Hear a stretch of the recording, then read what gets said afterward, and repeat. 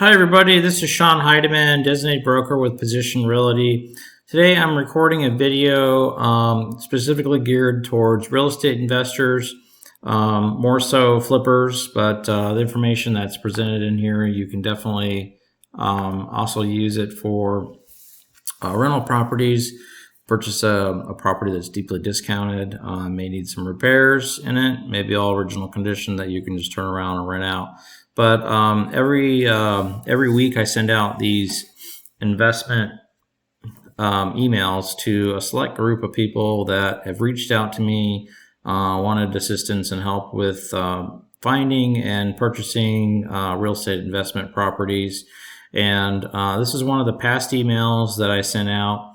I'm going to be going over some of the off-market properties, kind of showing you that the lists that I do send out are scrubbed. So what that means is that all the properties that I send out, I make sure that there's a profit in there. As you know, that a lot of the off-market properties that you receive, there's just there's no profit in them whatsoever.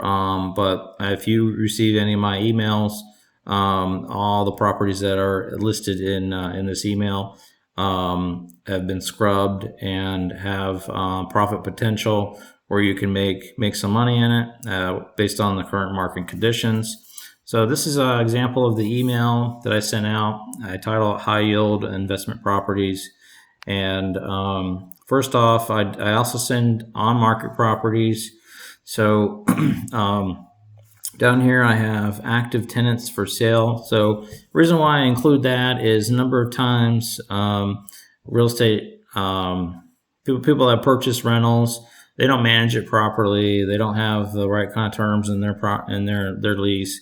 They don't want to hire a property manager. The tenant goes in there, they damage the property, and it's run down and in a distress situation. A lot of times the sellers are motivated.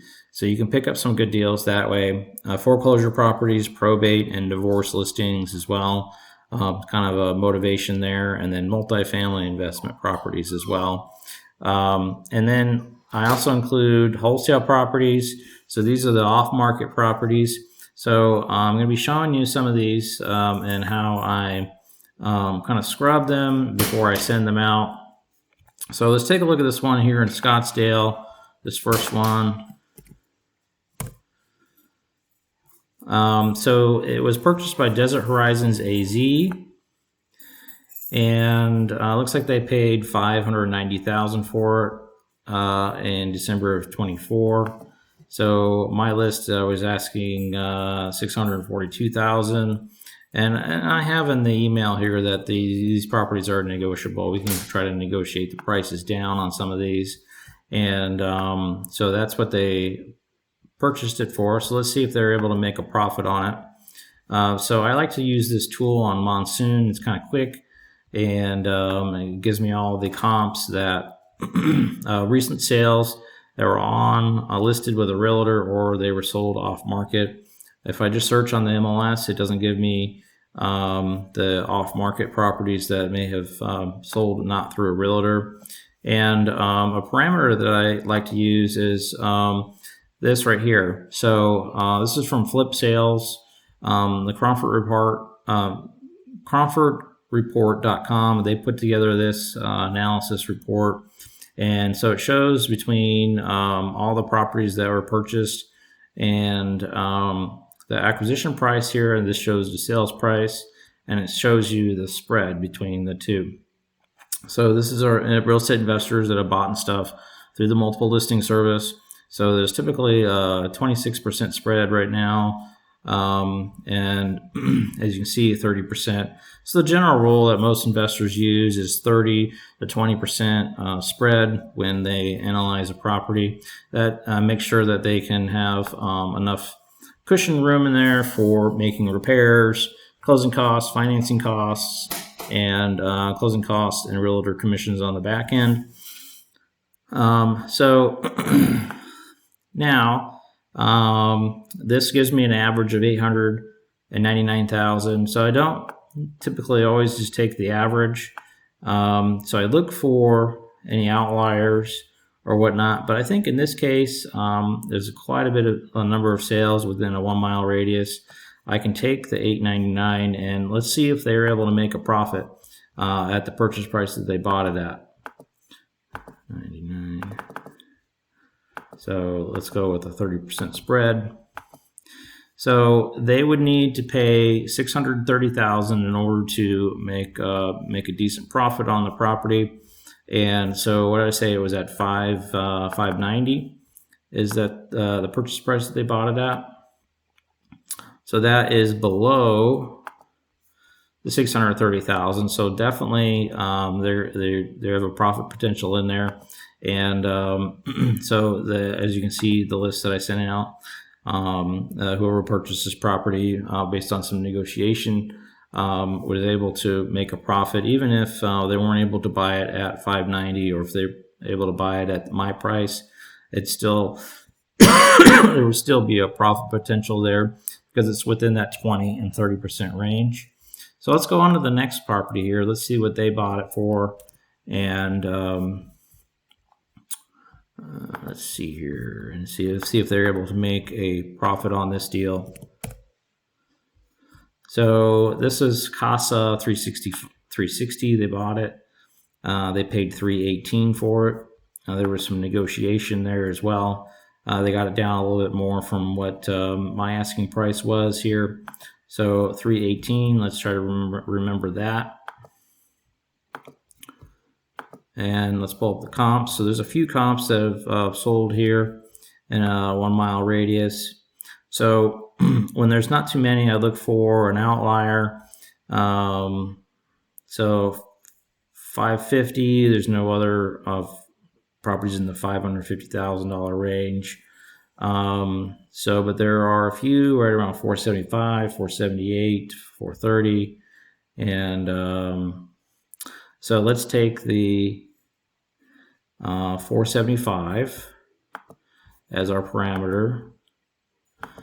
475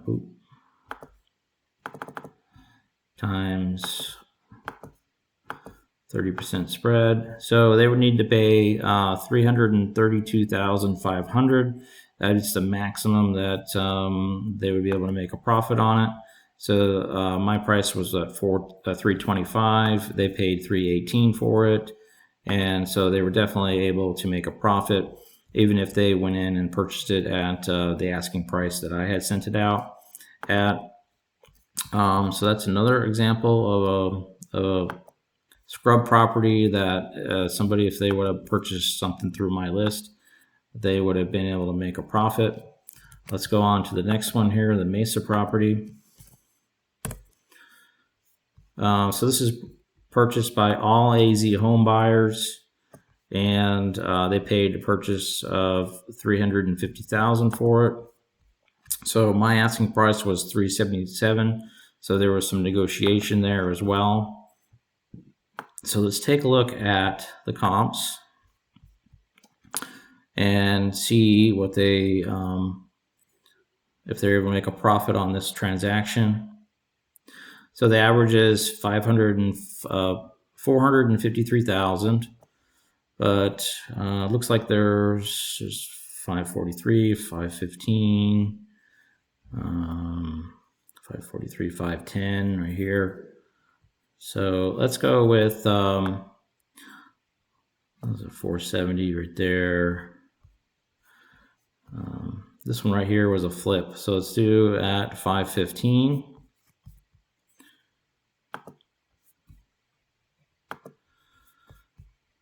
$515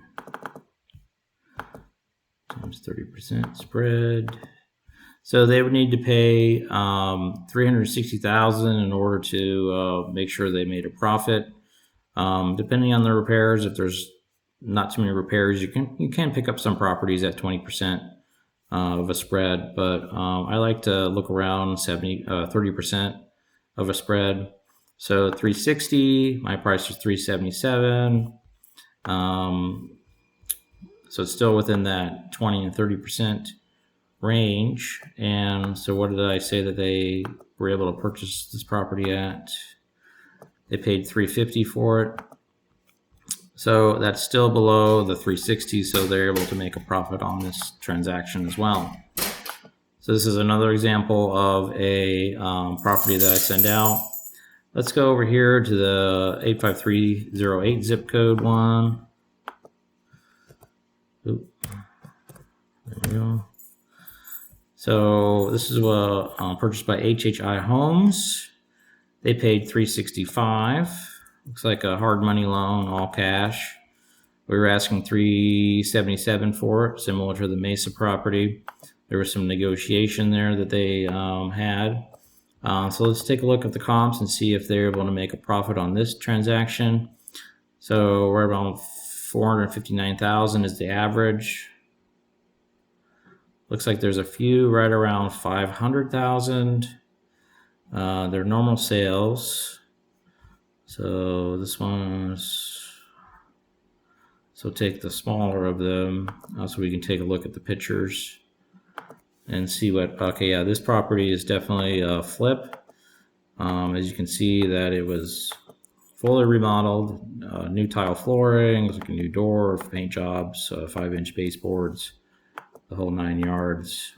So this is a flip property. So let's go ahead and take this one here at, what is his, this one cheats. Yep. Okay, so 540,000 times 0.7. So they would need to pay 378,000 to make a profit, and it's right around what I was listed it for, but they were able to purchase the property for a lot less than that based on tax records. 365.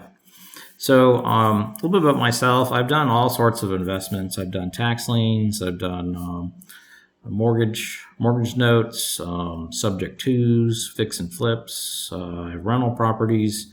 I have a partner that I do fix and flip properties similar to this. So I go through all the wholesale properties for myself and for my investor clients, and I make sure that at first, before I even dive into any kind of a spreadsheet, that it's going to have that threshold of a profit.